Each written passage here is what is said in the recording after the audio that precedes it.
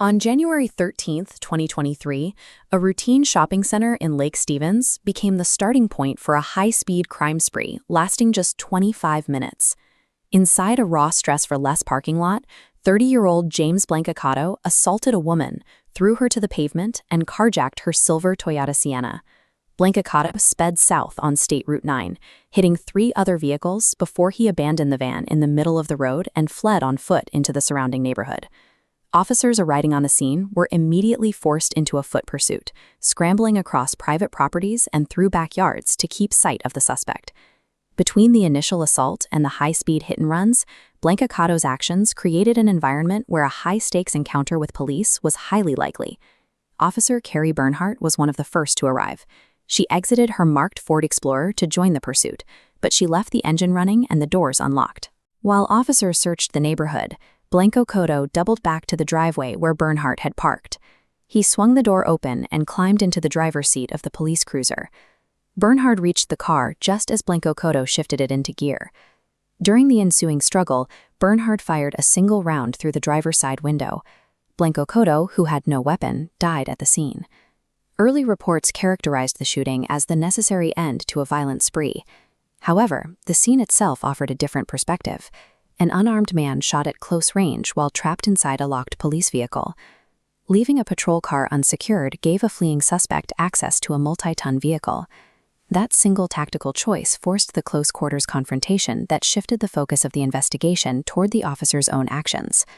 Because a Lake Stevens officer was involved, state law required an outside agency to take over. The Snohomish County Multiple Agency Response Team, or SMART, locked down the area to begin an independent investigation.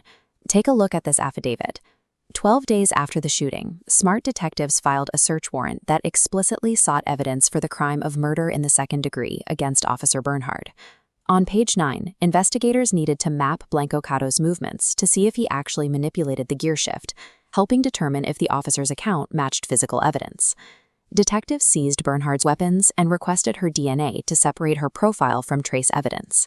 Seeking a murder warrant indicates that investigators recognized the legal complexity of the shooting, specifically whether the officer's own tactical negligence had created the very danger she used lethal force to stop.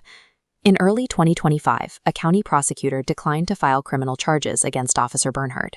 However, an audit of the investigation revealed investigators failed to follow several mandatory state protocols.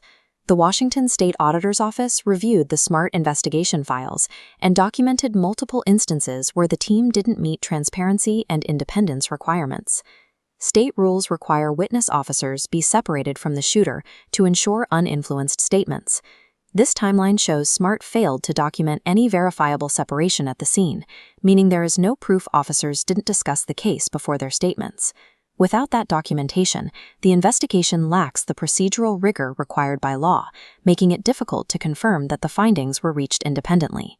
In May 2025, the estate of James Blancocotto filed a federal civil rights lawsuit against the city of Lake Stevens, Officer Bernhard, and the state of Washington. The lawsuit targeted the state because it released Blancocotto from jail weeks earlier on personal recognizance, despite a court order for secure treatment and a history of attacking guards while in custody. Lake Stevens initially denied all allegations of negligence, but in January 2026, the city filed an amended answer where they explicitly admitted they had a duty to properly train Officer Bernhard and that they breached that duty. By making this legal admission, the city linked Blancocotto's death to their own internal administrative failures rather than just the officer's actions on the street. Admitting fault in a federal civil rights case is exceedingly rare, but in this instance, it serves a specific legal purpose. This strategy focuses on proximate cause. By admitting they failed to train the officer, the city avoids having to defend the tactical choices she made, like leaving her car running and unlocked, which would be difficult to justify to a jury. This admission allows Lake Stevens to argue that the true cause of the tragedy was the state's decision to release a dangerous man, effectively shifting the primary financial liability away from the city. The physical chaos on Highway 9 led to an exposure of systemic breakdowns. Ultimately, the city's own legal admissions provided the clearest evidence of how those systems failed.